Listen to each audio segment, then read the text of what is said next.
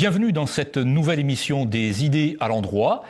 Edgar Allan Poe, dans l'une de ses histoires extraordinaires, le colloque entre Monos et Ouna, écrit que des efforts insensés furent faits pour établir une démocratie universelle. Alors dans un registre un peu plus drôlatique, sans doute pourrait-on dire que dans l'histoire politique récente de la France, des efforts insensés furent faits pour établir une démocratie, disons, bipolaire, ou en tout cas une démocratie de la bipartition. Alors il y a eu des différents essais, bien entendu, mais il semble que le dernier avatar de cette bipartition, ou de cette bipolarité, soit la distinction entre conservateurs et progressistes. Étant entendu, ou plus exactement sous-entendu, que l'un des camps représenterait le bien et l'autre, éventuellement, le moins bien, voire le mal. Alors c'est aujourd'hui au camp du bien que nous allons nous intéresser plus particulièrement, à celui que Philippe Muret appelait l'empire du bien, c'est-à-dire, vous l'avez tous compris bien sûr, le progressisme. Et l'occasion pour nous d'en parler, c'est la parution du dictionnaire du progressisme aux éditions du Cerf, qui a été codirigé par Olivier Dard, Frédéric Rouvillois et Christophe Boutin. Alors Olivier Dard, bienvenue. Vous êtes professeur d'histoire contemporaine à la Sorbonne. Vous avez publié de nombreux ouvrages. Je signalerai simplement votre Bertrand de Jouvenel aux éditions Perrin, je crois que c'était en 2008, et votre Charles Maurras, paru aux éditions Armand Collin en 2013. Vous avez également, bien sûr, publié un très grand nombre d'articles, et parmi vos centres d'intérêt de professionnels, d'historiens professionnels que vous êtes, figure bien sûr, donc en l'occurrence, le conservatisme, le progressisme, mais vous avez également co-dirigé avec Frédéric Rouvillois et Christophe Boutin qui aurait dû être des nôtres aujourd'hui, mais qui hélas a eu un empêchement, mais on le salue. Vous avez co-dirigé également un dictionnaire du conservatisme et un dictionnaire des populismes. Et vous l'avez co-dirigé donc avec Frédéric Rouvillois, également. Frédéric Rouvillois, professeur de droit public à l'université de Paris-Descartes. Alors, vous avez également publié, bien sûr, de nombreux ouvrages, mais il y en a un que je ne peux pas ne pas mentionner, L'invention du progrès, 1680-1730, aux origines du totalitarisme, première édition, je crois, c'était chez Quimet, et réédité chez CNRS Éditions en 2011. Et vous êtes également romancier, je signale votre roman Un nouveau maître, un mauvais maître, paru aux éditions La Nouvelle Librairie. Et puis le dernier, Le Doigt de Dieu, également à La Nouvelle Librairie cette année, hein, c'est tout récent. C'est tout récent. Et c'est en rapport étroit, finalement, avec ça, puisque Le Doigt de Dieu, c'est centré sur la thématique de l'art contemporain, dont on parlera peut-être, mais qui est évidemment l'un des éléments les plus caractéristiques à beaucoup d'égards de ce progressisme. Bien sûr, puisque le progressisme, on va en parler, mais ses directions sont nombreuses, et effectivement, touche aussi le domaine esthétique. Hein. Bien sûr. Et avec nous également Michel Geoffroy. Bonjour. Alors Michel Geoffroy, vous êtes énarque, ancien haut fonctionnaire, essayiste.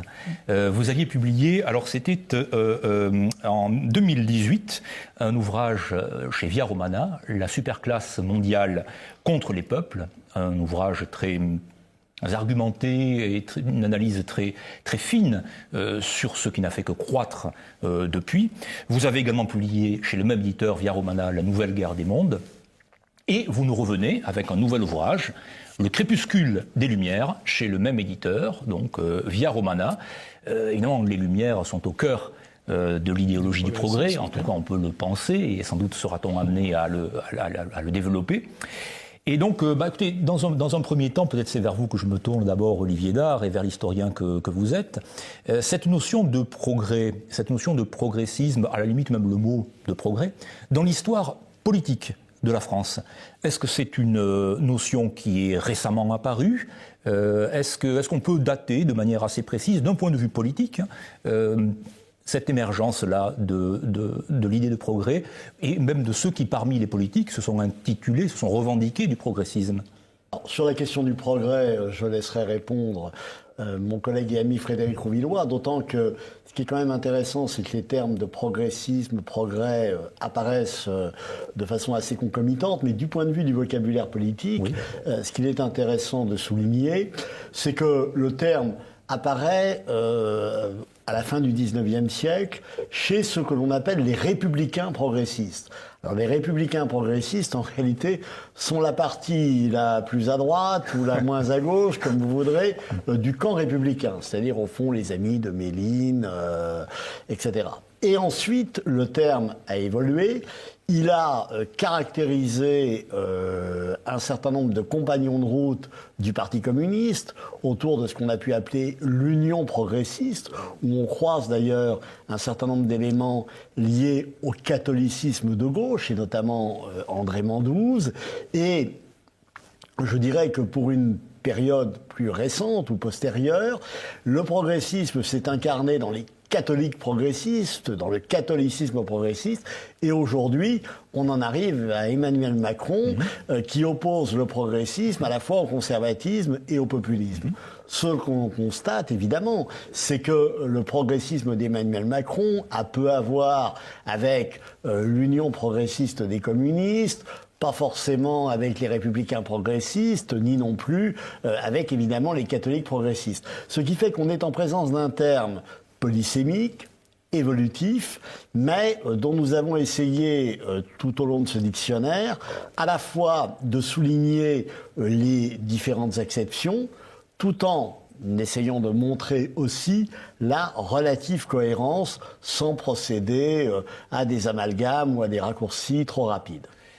Dictionnaire d'ailleurs dont je précise qu'il a mobilisé, je crois, 130 collaborateurs pour 260 entrées. Donc c'est un travail évidemment colossal. Frédéric Rouvillois, donc est-ce que cela signifie pour autant que, donc on a bien vu que ce terme-là, ces deux termes étaient au fond assez polysémiques, comme l'a dit Olivier Dard. Est-ce à dire pour autant que ce sont peut-être, c'est un terme un peu fourre-tout. Et alors, si ce n'est pas le cas, ce que j'imagine être, quelle est la trame de fond de ce terme-là? Voilà, la trame de fond, malgré tout, donc le plus petit dénominateur commun, comme on dit, c'est quand même l'origine, justement, le mot de progrès, et cette idée de progrès qui... dont les premiers éléments apparaissent à la fin du règne de Louis XIV, avec la querelle des anciens et des modernes, mais qui, disons, après le XVIIIe siècle compliqué et l'époque des Lumières, se cristallise finalement dans la pensée d'un Condorcet, par exemple. Avec l'esquisse, le tableau. C'est ça, voilà. Avec aussi la pensée de Kant en parallèle, et avec un personnage sur lequel j'ai écrit un petit peu récemment à propos de Macron, justement, qui est Saint-Simon et le saint-simonisme, qui récupère finalement le bébé et qui va être ensuite la passerelle notamment vers d'autres façons d'être progressiste, notamment vers les marxistes. Vous savez que Engels récupère certaines formules et certaines thématiques fondamentales du saint-simonisme. Et dans mon hypothèse, en tout cas, c'est que voilà, Macron est finalement l'héritier lointain de ces progressismes initiaux qui se ramènent tous à l'idée de progrès, c'est-à-dire à l'idée fondamentale et finalement très neuve, selon laquelle tout ce qui se rattache à l'homme, tout ce qui a trait à l'humanité, est amené de façon nécessaire, inéluctable et illimitée à s'améliorer dans le temps. C'est le grand thème rousseauiste de la perfectibilité de l'homme. C'est le grand thème de la perfectibilité de l'homme. Je ne sais pas si c'est rousseauiste. Je pense que c'est pas rousseauiste, justement. Et je pense que Rousseau, de ce point de vue-là, il est justement assez en décalage, comme d'ailleurs une bonne partie de Lumière, de ce point de vue-là. Est-ce que Voltaire est progressiste? Est-ce que Rousseau, c'est pas évident? Est-ce que Rousseau l'est? C'est pas évident non plus. Alors que, bien évidemment, Kant ou Condorcet sont complètement dans cette perspective-là. D'ailleurs, c'est d'où les entrées, effectivement, qu'on a consacrées, évidemment, à ces auteurs. C'est Lucien Jaume qui a écrit sur Kant et sur Condorcet, et qui montre bien cet ensemble intellectuel très cohérent. Voilà, cette idée qu'au fond, il y a une histoire, mais qu'il y a un véritable sens de l'histoire, un sens qui est un sens finalement à peu près unique, Une nécessité qui est à l'œuvre. Et universelle, une nécessité qui est à l'œuvre, et cette nécessité, c'est celle effectivement d'un perfectionnement nécessaire de ce qui se rapporte à l'homme, c'est-à-dire aussi bien l'homme lui-même, presque physiquement, que le bonheur qu'il éprouve, que sa moralité, que les institutions, que la vie politique et que l'économie, etc., etc. Tout s'améliore dans le temps, et au fond, l'espèce de phobie qu'a Emmanuel Macron, si vous voulez, pour tout ce qui est immobilisation, rente par rapport au risque, tout ça, enracinement, tout ça, effectivement, se ramène à ces origines du progressisme à la toute fin du XVIIIe siècle et à une logique qui est une logique du mouvement, du passage, de la transformation, et d'une transformation qui est toujours une transformation vers une amélioration.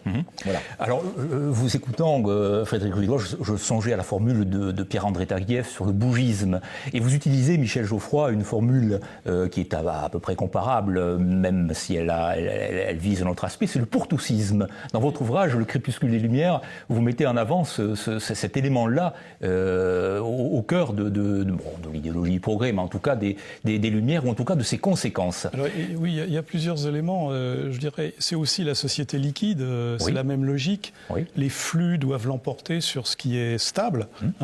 Donc, c'est vrai donc, dans le domaine de l'économie, c'est vrai dans le domaine des populations. L'homme est assimilé à une marchandise, donc il faut qu'il s'installe partout.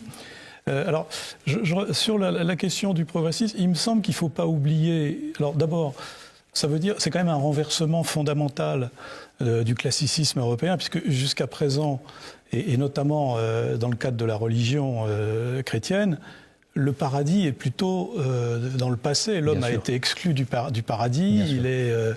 Il est peut-être dans un futur très lointain, mais pour l'instant, le monde est une vallée de larmes. Alors que le progressiste fait l'inverse. Il prétend établir le paradis sur Terre. C'est ça, parce que les lendemains qui vont chanter, nous allons enfin pouvoir réaliser une espèce de promesse religieuse, mais qui est devenue sécularisée en quelque sorte. Donc c'est une inversion forte des idées dominantes en Europe à l'époque. C'est-à-dire qu'il n'y a pas de péché originel. Alors évidemment non, parce que l'homme est progressiste, bien sûr. La Baudelaire, dit Jean-Jacques Rousseau, l'homme est corrompu par la société, mais donc bon, c'est pas une idée complètement nouvelle. Platon le disait aussi, mais bon, tout ceci procède de cette même logique. Alors il me semble aussi que le concept de progressisme est aussi un concept de combat. Si on se considère comme étant les seuls porteurs du progrès, les autres sont rejetés dans la pénombre, dans les heures les plus sombres de l'humanité. D'ailleurs, Emmanuel Macron, lors des européennes, se disait « je suis progressiste », les autres, il opposait les progressistes aux nationalistes. C'est encore pire. Donc, on voit bien, il y a une logique de dichotomie qui est, à mon avis, un des héritages des Lumières, y compris la fameuse partition gauche-droite, qui est inventée avec la Révolution française, même s'il y a toujours eu une certaine tendance à la bipartition en cas d'affrontement politique ou religieux. Mais donc ça traduit aussi une volonté de placer une partie de la population, puis de l'humanité, hors de l'humanité, puisque ces gens, tous ceux qui n'adhèrent pas au nouveau dogme, sont rejetés. La fraternité ou la mort. Oui, pas de liberté pour les ennemis de la liberté. Enfin, il y a plein de formules qui le traduisent bien. Donc, c'est pas uniquement... Enfin, je veux dire, ça traduit à la fois un objectif idéologique. Je vais bâtir le paradis sur Terre, vous allez voir ce que vous allez voir. Moi, je vais réussir ce que jamais personne n'a réussi, mais on va le faire. Et deuxièmement, ceux qui ne sont pas avec moi sont des ennemis du genre humain. Et donc, c'est une caractéristique qu'on verra assez vite dans la mise en œuvre concrète des Lumières, c'est que très vite les Lumières débouchent sur la violence et l'exclusion, la partition, la violence à l'égard de tous ceux qui n'adhèrent pas au dogme. Olivier Dard, d'un point de vue historique, mais au-delà, on voit très bien que cette notion de progressisme donc, a différentes incarnations, différents moments, et d'ailleurs parfois un peu confus. Enfin, en tout cas, c'est une notion qui est assez extensible. Vous avez tous évoqué la politique contemporaine, en l'occurrence. Le nom d'Emmanuel Macron est venu, je crois, dans vos bouches. Est-ce que l'on peut dire que le progressisme, tel qu'il est entendu de manière contemporaine, rassemble un ensemble d'idées donc issues des Lumières, en l'occurrence, mais qui formerait une espèce de moule, enfin quelque chose de compact, quelque chose de dogmatique. Je rejoins l'interrogation sur l'aspect religieux de cette notion-là, et qui, je songeais également en vous écoutant au passage de l'ombre à la lumière en 1981, oui. Pour rester dans Jacques Lang, pour rester dans le domaine politique récent. Autrement dit, est-ce que c'est d'une certaine manière, le progressisme, une façon d'inclure un mode de fonctionnement religieux dans le politique? Alors, vraie question. Pour une part, à mon avis, sans doute. Mais j'ajouterais, par rapport à la question que vous posiez un petit peu en amont, oui. Je crois qu'il y a une forme de dénominateur commun. Effectivement, on a parlé de la question des Lumières et des interprétations qui sont données des Lumières. Mais il y a aussi un point qu'il faut, à mon avis, avoir à l'esprit, c'est toute l'évolution, puisqu'on parlait du progrès technique. Oui.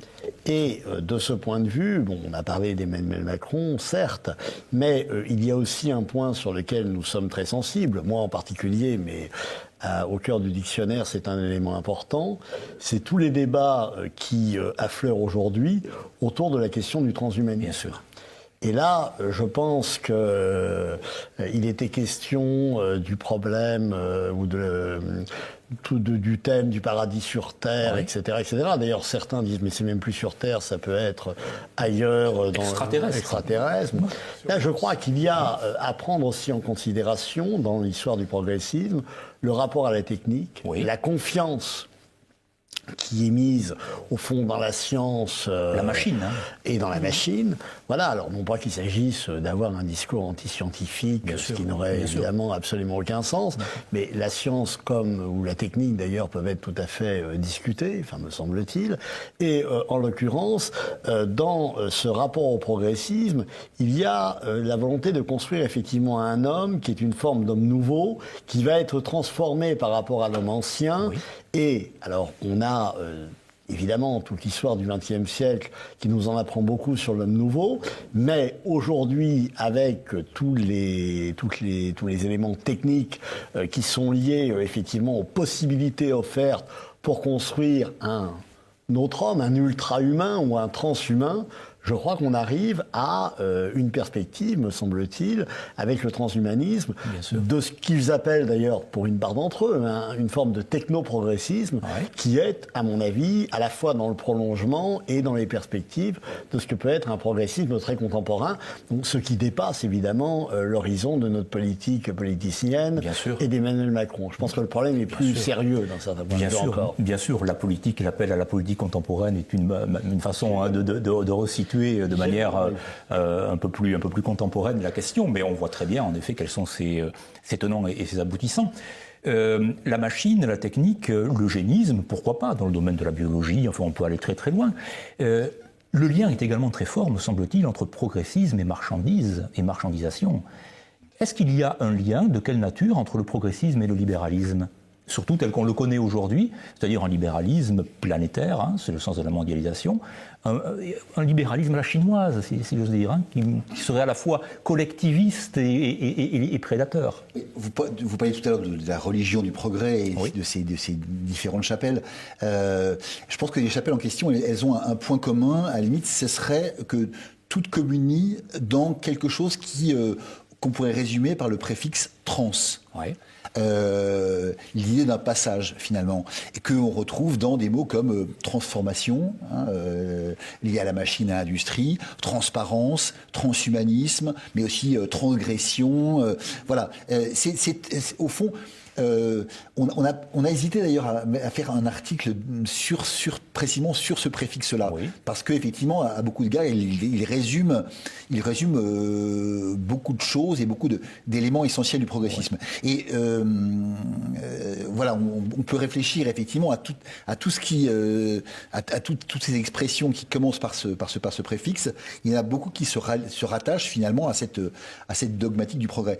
Et ça répond un petit peu à votre question sur le libéralisme, justement, parce que le libéralisme, là aussi, si vous voulez, par exemple, la thématique de la transparence, dont on rebat les oreilles, effectivement, est finalement un des vieux présupposés de la concurrence pure et parfaite. Panopticon, c'est le panopticon d'une certaine façon. Et aussi le panopticon, effectivement, qui se présente comme un moyen finalement de gérer rationnellement la population, alors qu'en réalité, on sait très bien que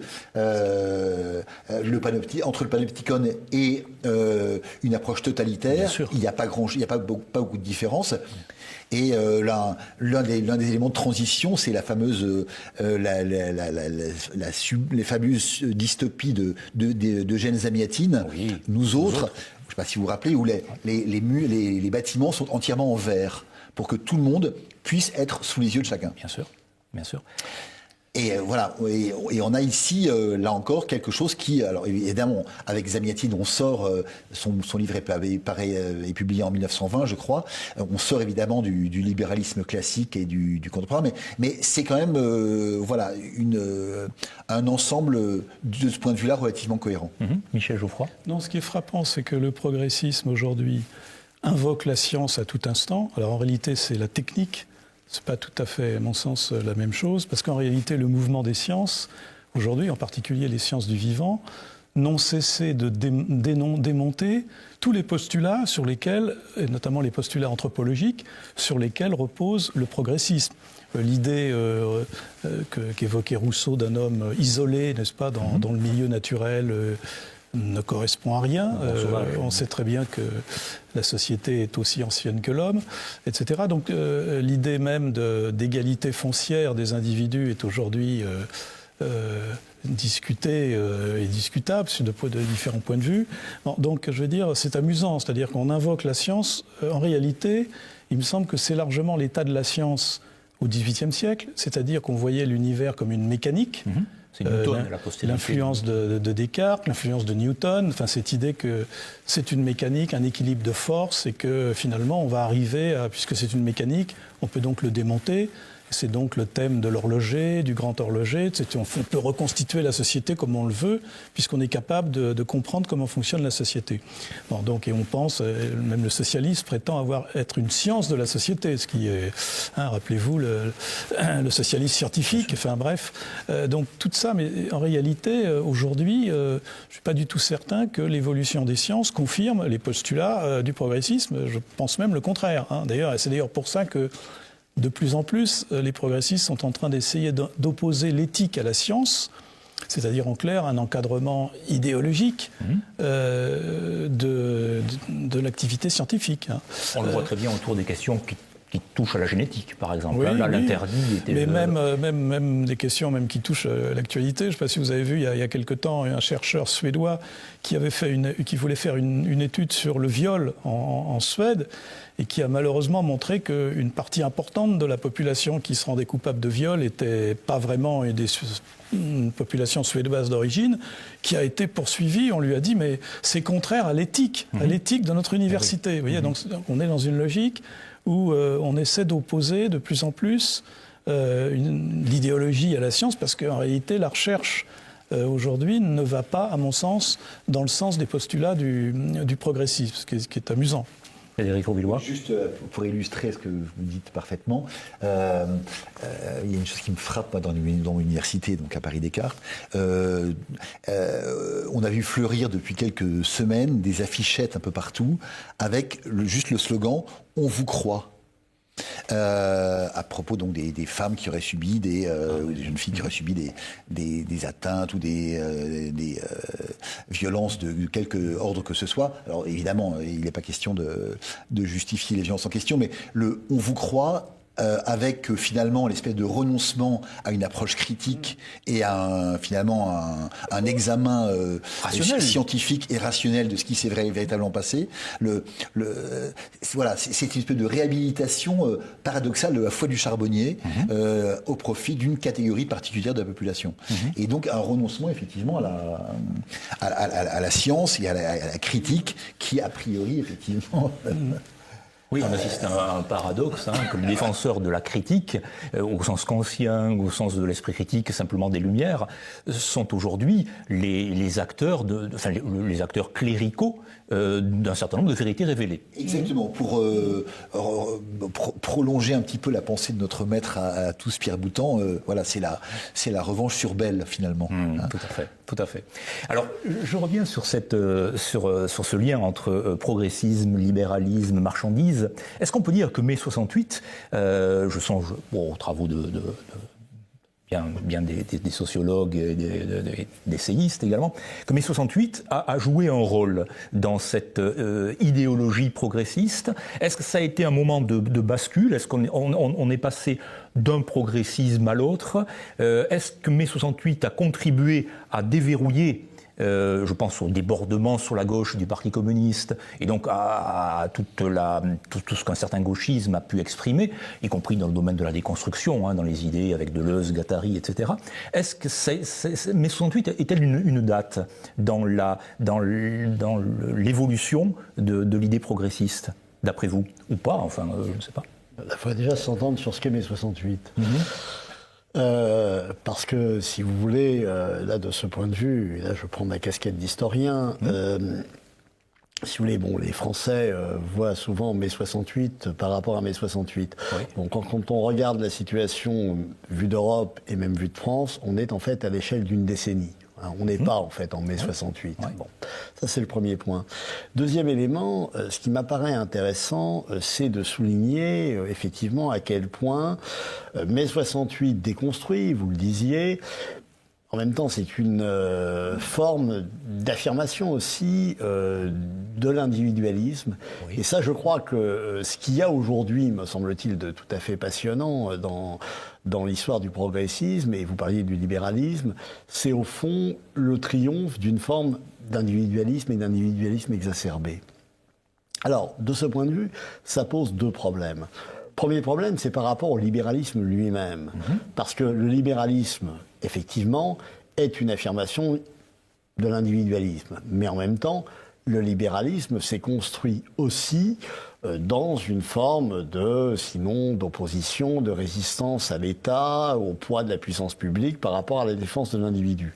J'ai l'impression que cet aspect du libéralisme aujourd'hui a quand même, sinon disparu, du moins est moins mis en avant. Oui.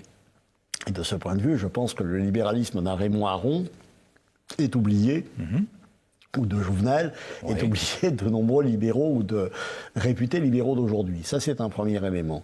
Deuxième élément, effectivement, il y a l'affirmation de l'individu qui entend construire sa vie comme il l'entend. Et là, je voudrais rebondir sur ce qui était dit sur la science. Parce que il y a, à mon avis, dans la science, un élément qui est important, c'est le rapport à l'expérience, à l'expérimentation. Et aujourd'hui, me semble-t-il, la question de l'expérience reste ouverte, est ouverte, et tout serait possible. Ce que la technique permet, eh bien, au fond, pourquoi ne pas le faire ? Et là, on est dans quelque chose qui me paraît extrêmement intéressant, qui nous ramène, alors là, à un enjeu philosophique ou un débat philosophique extrêmement intéressant du début des années 1920. Je m'adresse au philosophe Rémi Soulier, c'est toute la thématique de l'opérationnalisme de Bridgman. C'est-à-dire, au fond, essayons, on verra. Le problème, c'est peut-on tout essayer, notamment en matière de génétique et autres. C'est quand même, là pour le coup, je pense que des débats éthiques peuvent être de ce point de vue-là tout à fait légitimes, me semble-t-il. Et tout essayer va-t-il nécessairement déboucher sur des résultats probants? Et peut-on laisser faire à chacun ce qu'il entend faire? Alors aujourd'hui, effectivement, on voit très bien que la conjugaison d'un individualisme forcené, d'une volonté de construire son destin en considérant que le groupe, la société, on peut ou aurait peu à voir avec ça, sont une formidable perspective, effectivement, pour une espèce d'alliage tout à fait particulier entre l'individu, la technique, le progrès, et je suis moi-même mon propre destin et mon propre progrès. Et le capitalisme. Et l'argent. Bien sûr, bien entendu. Non, mais bien entendu. Et la société marchande. Non, mais ça, je pense que ça allait de soi, tout à fait. Ce qui signifie donc qu'il y aurait au cœur du progressisme cette notion d'illimitation. Après tout, il n'y a pas de barrière, évidemment, il n'y a pas de texte révélé, enfin tout ça a été dépassé depuis très longtemps, il n'y a pas donc de limites religieuses, on va se construire une morale provisoire ou pas, ou on va la maquiller d'idéologie, mais il y a foncièrement au sein du progressisme cette dimension d'illimitation, qui peut être, évidemment, on rejoint les origines du totalitarisme, le sous-titre de votre ouvrage. C'est ça. En fait, parmi les pères fondateurs, si j'ose dire, de l'idée de progrès et du progressisme, il y a un personnage qui est particulièrement intéressant, qui est un philosophe médiocre, mais extrêmement lu, connu à son époque, qui est l'abbé de Saint-Pierre. L'abbé de Saint-Pierre, donc, qui meurt, je crois, vers 1743, qui a été, qui est l'un de ces prêtres qui ne croient pas du tout en Dieu, et qui se vante de n'avoir jamais célébré aucun sacrement. Et qui explique que la religion, finalement, ça doit être quelque chose finalement qui est purement social. Et l'abbé de Saint-Pierre, lorsqu'il développe sa vision du progrès, explique que on en est qu'au tout début du début, finalement, que l'humanité, c'est comme un être humain. C'est la fameuse parabole qui avait été reprise, enfin évoquée avant par Pascal. L'humanité, c'est comme un être humain qui commence par être tout jeune, tout petit, et donc ignorant, malhabile, etc. Et qui grandit sans cesse en force, en puissance, en intelligence, en raison. Avec cette différence, nous dit l'abbé de Saint-Pierre qu'il ne mourra jamais. Voilà, il ne mourra jamais et il ne connaîtra aucun déclin. C'est-à-dire que on a une approche justement finalement quantitative et linéaire des choses qui nous dit que on sait très bien que l'homme d'aujourd'hui est supérieur à l'homme d'hier, qui est inférieur à l'homme de demain, lequel sera lui-même inférieur à l'homme d'après-demain, etc., etc. Voilà. C'est une espèce de certitude absolue, et surtout une certitude qui se projette dans une espèce d'illimitation. Et Condorcet lui-même, quelques décennies plus tard, explique que jusqu'à ce qu'une catastrophe cosmique mette fin éventuellement à l'humanité, eh bien, il n'y a aucune raison logique, Condorcet est mathématicien à l'origine, il n'y a aucune raison logique pour que cette croissance tous azimuts de l'humanité sur tous les plans cesse. Voilà. Alors, Michel Geoffroy, peut-être, vous souhaitiez intervenir? Oui, je pensais, en fait, c'est pas vraiment la libération de l'homme, c'est la libération des titans.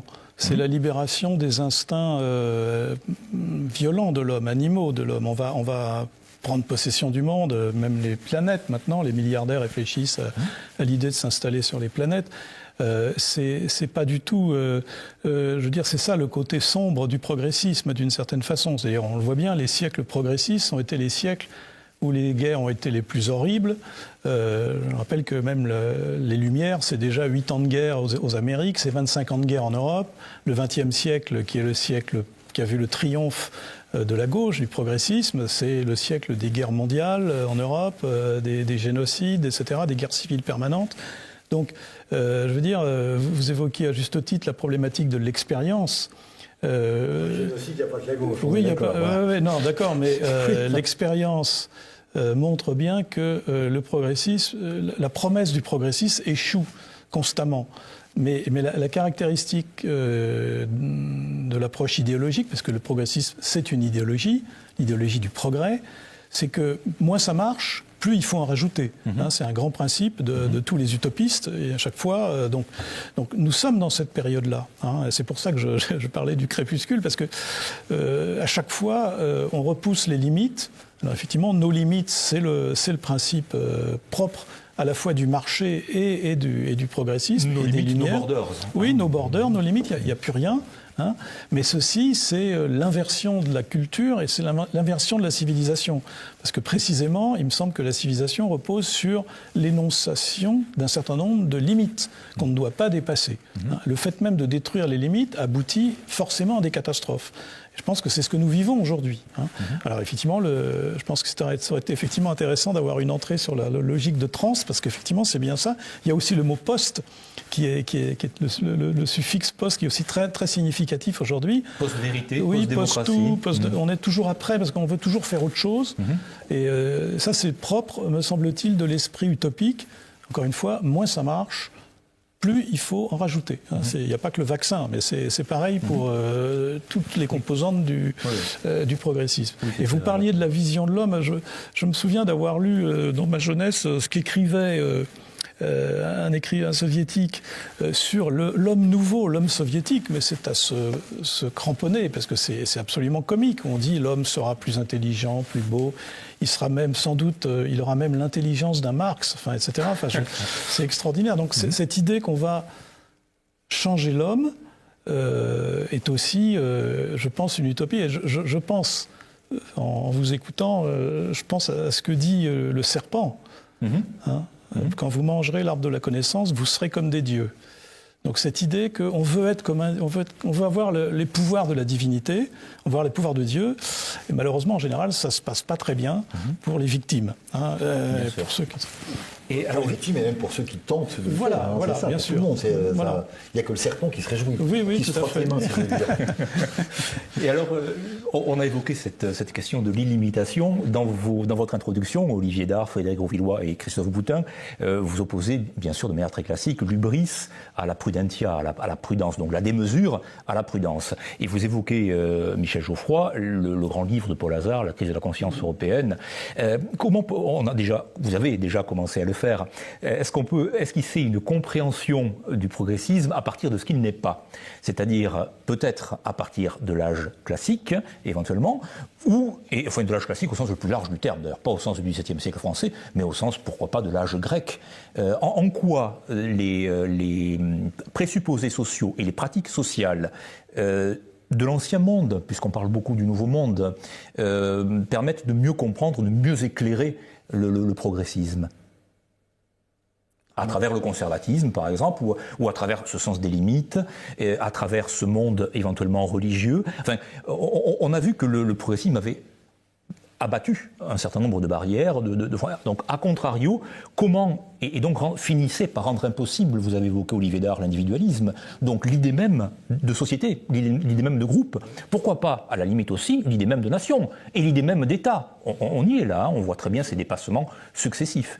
Donc ce retour à la limite, enfin, en quoi il permet d'éclairer, en quoi permet-il d'éclairer le progressisme? C'est juste une limite, parce que Rémi Soulier, parce que ça prolonge ce qui a été dit et votre propre question, c'est tout de même aussi la limite de la mort. Bien sûr. C'est-à-dire je parlais tout à l'heure du transhumanisme, il y a un des éléments qui est tout à fait fondamental. Alors, on promet pas, tout le monde ne promet pas forcément l'immortalité, mais de vivre jusqu'à 150 ans, 200 ans. Alors là, il y a des multiples propositions diverses et variées.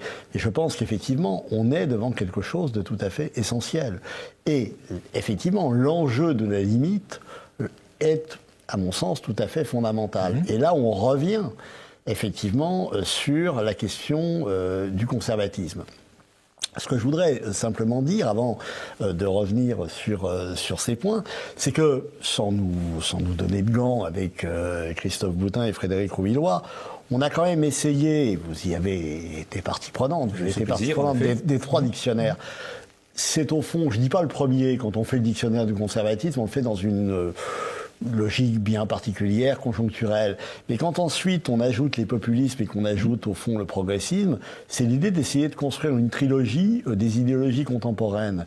Et effectivement, ces 3 dictionnaires, donc le dernier, le progressisme, renvoient aux 2 autres, et en particulier au dictionnaire, en l'occurrence par rapport à la question de limite, du conservatisme. Et quand nous concluons effectivement l'introduction sur la question de l'hubris et de la prudentia, je crois qu'on est effectivement au cœur d'un débat absolument fondamental. C'est-à-dire qu'au fond, le conservatisme n'est pas l'immobilisme. Le conservatisme n'est pas une réaction bête et stupide, c'est simplement essayer de poser à la fois un certain nombre de limites, et ça, je pense que c'est tout à fait fondamental, et de s'interroger avant toute chose sur le fait de savoir si un changement est, au fond, profitable ou non. Critiquer le progressisme ne signifie pas critiquer la notion de progrès. De ce point de vue, je crois que ce serait un amalgame tout à fait stérile et tout à fait ridicule. Nous sommes aujourd'hui chauffés. Qui va s'en plaindre? Voilà. Non, mais voilà, on est dans une philosophie de bas étage. Mais je pense que les choses quand même doivent être de ce point de vue précisées. Et effectivement, aujourd'hui, avec les enjeux liés au progressisme, et je parlais tout à l'heure du transhumanisme, je pense que la question des limites est au fond ce qui est peut-être le plus important.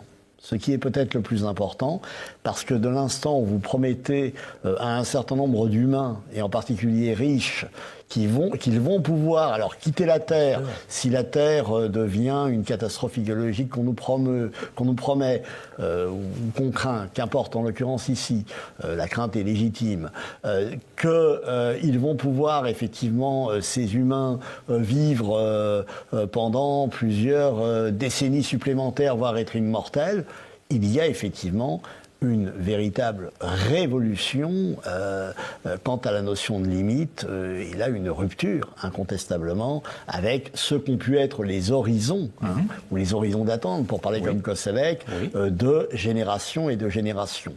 Et là, à cet égard, on est dans une dynamique progressiste, mais qui est quand même assez éloigné de ce que pouvaient même espérer des progressistes des temps d'avant. Michel Geoffroy parlait effectivement des soviétiques, Lysenko, l'hérédité des caractères acquis, etc., etc. C'est une chose. Là, les promesses transhumanistes se prétendent infiniment plus crédibles qu'un simple discours idéologique. Et ça, je pense que c'est un enjeu absolument majeur. Michel Geoffroy ? Non, sauf que, à l'évidence, elle ne s'adresse qu'à une toute petite minorité de la population. Ceux qui auront les moyens d'accéder à ce type de traitement. D'ailleurs, il y a toute une pensée de science-fiction qui, depuis longtemps, a évoqué cette question, y compris au cinéma, qui montre bien. Montre bien Mais je suis tout à fait d'accord, en tout cas avec vous, sur la question de la limite. Je pense que c'est une différence avec le classicisme. À mon avis, l'autre différence, c'est l'approche vis-à-vis du rôle des traditions. C'est-à-dire que une des caractéristiques des hommes des Lumières, c'est de considérer que le passé, il faut faire... le passé c'est l'ombre, il faut en faire table rase quasiment. Alors qu'il me semble qu'un des éléments du conservatisme, c'est aussi la valeur des traditions. Comprendre que, c'est ce que dit Burke dès le départ au spectacle de la Révolution française, en disant comment pouvez-vous construire si vous détruisez votre capital. Donc ça c'est aussi un autre aspect qu'on ne doit pas oublier. La destruction des traditions n'est pas un progrès, elle laisse l'homme tout seul, tout nu.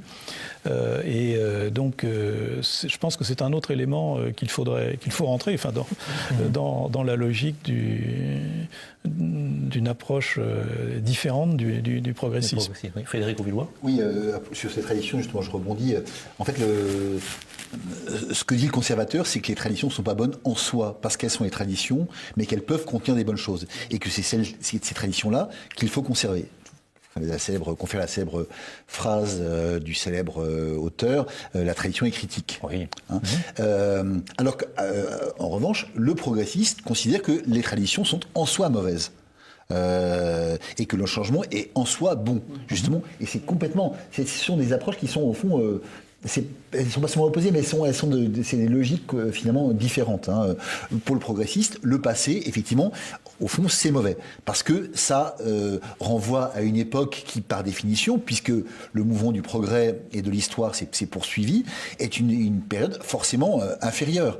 Et finalement, on n'en a pas parlé, mais je crois qu'on a fait, je crois qu'il y a une entrée dans ce dictionnaire-ci sur la querelle des anciens et des modernes. Oui, ça reprend un peu aussi et donc c'est tout à fait ça finalement. Ouais, hein. Ouais. La querelle des anciens et des modernes, c'est donc cette fameuse querelle qui a lieu dans les années 1680, dans lesquelles il y a des auteurs, des académiciens effectivement qui disent que les uns il y a des très très grandes choses chez les auteurs anciens et que ce sont eux qui doivent demeurer nos modèles, tandis que en face les modernes et l'abbé de Saint-Pierre entre autres, mais plein d'autres, hein, Fontenelle, Perrault, etc., qui explique que l'humanité a progressé depuis l'époque d'Homère ou l'époque de Virgile. Par conséquent, les hommes sont plus intelligents, ils sont plus doués, et par conséquent, leurs œuvres d'art, que ce soit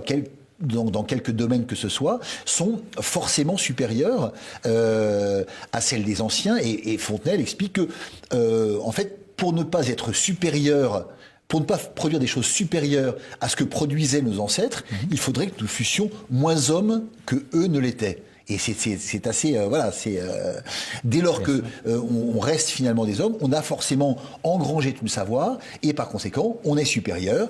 Et en sachant que effectivement nos ancêtres, nos descendants seront supérieurs à nous. Alors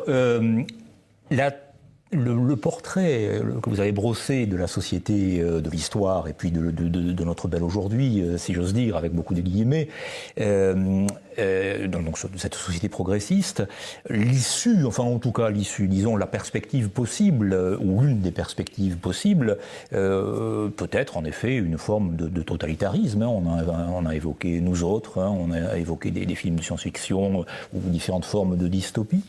À votre avis, chacun d'entre vous, vous avez évoqué, Michel Geoffroy, le crépuscule des Lumières, donc nous serions peut-être, je ne sais pas, vous allez nous le dire, à la fin d'un cycle, et peut-être à la fin du cycle progressiste. Comment voyez-vous, chacun, en fonction de vos propres analyses et de votre propre spécialité, de vos propres spécialités, l'issue possible de ce courant, de ce flux, on revient au propos du début de notre émission, de ce flux progressiste, de ce flot qui emporte tous les barrages, toutes les barrières, toutes les limites. Comment vous voyez se dessiner un avenir même peut-être immédiat, enfin sans aller à l'horizon de 50 ans, mais quelle peut être l'issue intellectuellement de ce flux, de ce mouvement, d'après vous? Comment le voyez-vous? Comment l'envisagez-vous simplement? Probablement, une probabilité. Comment j'envisage, mais avec une certaine inquiétude. Ouais. Voilà. Par rapport aux éléments qui étaient indiqués, c'est-à-dire que, pour le coup, vous savez, dans ma thèse, j'avais consacré une centaine de pages au transhumanisme. Et j'ai soutenu ma thèse à la fin des années 1990, 1994. Sur la technocratie, ça paraissait hors champ par rapport à un travail qui portait sur la technocratie. Aujourd'hui, ce qui paraissait effectivement tout à fait, hors de propos par rapport aux potentialités immédiates, me semble malheureusement envisageable. Moi, je prends ça tout à fait au sérieux. En particulier si on songe sans être nécessairement ou catastrophiste mais aux moyens qui peuvent être mis en œuvre, mobilisés pour ce type de perspective. Et c'est ça qui me laisse tout à fait inquiet. Quand on avait sorti le dictionnaire du conservatisme, une journaliste m'a fait demander, au fond, qu'est-ce qu'il fallait conserver. Moi, je dis, ce qui m'intéresse de conserver, c'est l'homme. Ça paraît être une philosophie de bazar, j'entends bien, mais je pense que nous en sommes là. L'homme, avec aussi toutes ses faiblesses, toutes ses limites, son rapport à la mort, et j'ai le sentiment que tout ça est en train peut-être de se perdre. Mais ça, et c'est l'homme avec sa liberté même. Hein. Bien sûr, sa liberté même, mais je vois très bien tout ce que cette idée, au fond, d'un homme qui pourrait être réparé comme une voiture, où on vous changerait telle ou telle pièce, disons les choses très clairement, pour vous permettre de... Bon, je suis pas contre le fait qu'on soigne, enfin, comprenons-nous bien. Quelqu'un qui a une hanche artificielle, je trouve ça très bien, mais... Là, je pense qu'il y a un problème de limite, il y a un problème de frontières, et pour le coup, c'est un sujet qui, pour moi, est existentiellement absolument fondamental. Je crois que c'est crucial, en effet. Frédéric Rouvillois, vous êtes dans la même perspective ou... Alors, en fait, je viens d'apprendre que Olivier a soutenu sa thèse en 1994, moi aussi. Et moi, ma thèse portait sur les origines de l'idée de progrès, à la fin du XVIIe au début du XVIIIe siècle, mais avec une conclusion, comme lui, finalement, sur la conjonction des thématiques de l'utopie et de l'idée de progrès, comme étant l'origine commune des différents systèmes totalitaires. Et je pense que qu'effectivement les grands systèmes totalitaires du XXe siècle ont effectivement cette origine en commun. Et le livre de Brunto que je suis en train de commencer aux éditions du Cerf sur le bonheur totalitaire qui vient de sortir aux éditions du Cerf ou qui va sortir, qui est sorti, le montre de manière très très claire. Et je pense qu'effectivement, le monde dans lequel nous nous trouvons relève également de cette même qualification, même si effectivement il y a des totalitarismes très divers, très différents des uns des autres, et voilà, un beau sujet d'un nouveau dictionnaire d'ailleurs, à la rigueur. Voilà. Évidemment, il est bien évident que le totalitarisme, entre guillemets, que nous connaissons, n'est pas celui exactement de la GPU, de la Gestapo ou de Pol Pot, etc. Mais voilà, il s'agit malgré tout d'une espèce d'approche holiste du monde, avec la volonté, effectivement, d'établir une forme de perfection universelle, qui est le projet progressiste depuis l'origine. C'est à la fois le projet et la prédiction, parce que chez Abbé de Saint-Pierre, déjà, il y a ça. C'est l'idée que il faut mettre la main à la pâte, mais que de toute façon, l'histoire nous y conduit. Donc il y a la combinaison des deux. Et voilà. Et je pense que de ce point de vue-là, nous vivons une forme de totalitarisme qui n'est pas le même que celui du début du XXe siècle, mais qui néanmoins peut répondre à cette qualification et je suis pas sûr que le terme de totalitarisme soit... le sens, vieux débat. Michel Geoffroy, nous manquons de temps. Votre perspective crépusculaire, donc, en ce qui concerne le progressisme. Alors pourquoi crépusculaire ? Parce que je pense que les Lumières aujourd'hui, à nouveau, le nouveau progressisme, le progressisme libéral, libertaire, mondialiste, tout ce qu'on veut, il échoue en réalité. Et surtout, il me semble qu'il ne faut pas être... nous sommes extrêmement polarisés sur l'Occident. Il ne faut pas oublier qu'à l'échelle du monde, le progressisme a légèrement du mal à s'imposer.